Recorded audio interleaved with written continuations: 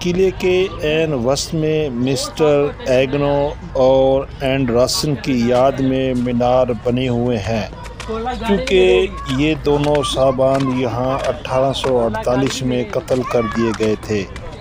مینار تقریباً 50 فٹ اونچا ہے اور اس مینار پر مسٹر ہربرٹ ایڈورڈز فاتح ملتان نے ان ہر دو صاحبان کا مختصر طور پر حال درج کیا ہے۔ اس کے مشرق کی طرف اور بھی چند برج ان انگریز افسران کی یاد میں بنے ہوئے ہیں جو کہ 1848 کی لڑائی میں کام آئے تھے۔ اس برج اور مینار کو خوبصورت بنانے کے لیے اس کے ارد گرد قاسم پارک بنا دیا گیا ہے تاکہ یہاں لوگ آ کر تفریح بھی کریں اور ان برج کی سیر بھی کر ان کی تاریخی حیثیت کو بھی جانیں۔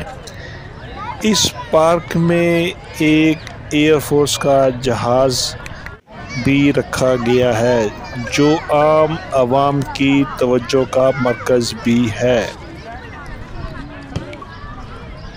اس پارک میں داخلے کی کوئی فیس نہیں ہے۔ مقامی انتظامیہ کا یہاں پر مکمل کنٹرول ہے اور بغیر کسی ادائیگی کے آپ آزادانہ اس جگہ کی سیر کر سکتے ہیں۔